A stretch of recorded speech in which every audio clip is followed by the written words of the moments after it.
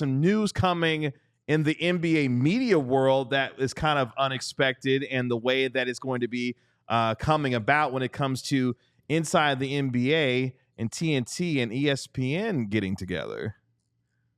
Yeah, the Wall Street Journal with a huge story tonight. You don't typically see something like this on a Saturday night.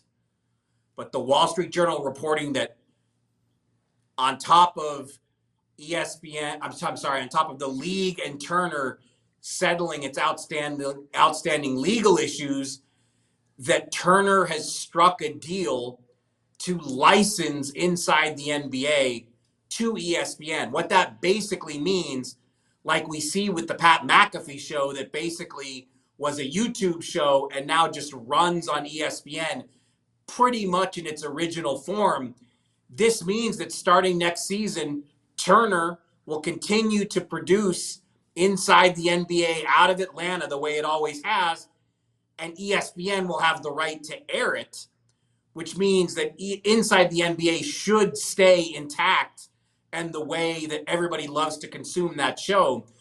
Because if you want to get really like inside baseball on the media part of this, Ernie Johnson is a Turner lifer. He's been there, for so long. He makes me look like a rookie. And basically the word throughout the industry was Ernie's not going to leave TNT. That if you want to keep Inside the NBA on the air, you need to leave it in Atlanta with the same production crew as is, and then certainly it can be aired somewhere else. So to me, this is a huge win for the TNT guys to get to continue to do the show the way they've always done it. And it's going to be a win for ESPN to basically just, ESPN has been trying for decades, literal decades, to try to come up with an NBA show that people like on a similar level to Inside the NBA. There's been a bazillion iterations. Nothing has come close. And now you find ESPN ABC will get the chance to air Inside the NBA.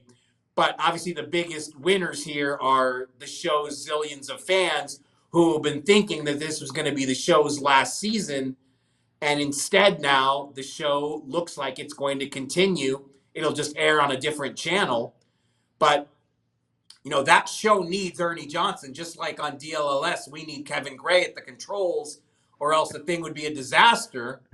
You can't just say, Charles, Shaq, Kenny, you guys go somewhere else without Ernie. Ernie is an absolute maestro in terms of being the host of that show. And I don't think it would look the same, feel the same, sound the same without him. So because it's going to stay a Turner production, you would imagine that means that Ernie continues as host. And you guys know what that means. It's massive.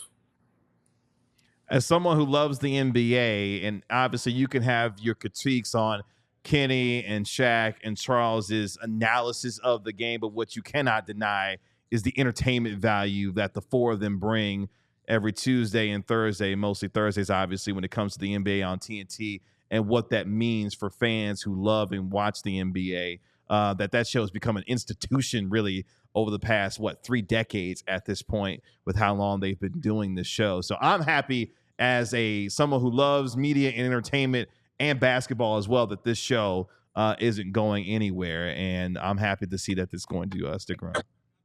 Their behind the scenes production team is spectacular, and it gets very little credit, but their whole operation is just, they've been doing it for 20 plus years, maybe longer, and they know exactly what they are as a show. And I think most basketball fans feel the way you're describing. They don't want to see that foursome broken up. And it sounds like this new deal will ensure that they don't have to break up and that they can continue to be an ensemble cast, and you want Ernie at the controls. He's just, again, he is so good at hosting, which as you, Kevin, know better than any of the four of us on our little show, it's that can be a more demanding job than it looks like in the brochure. Yeah, because working with the three of y'all is hell. No, I'm just joking. I love y'all. Y'all are great. Y'all are great. We all silly like the mayor.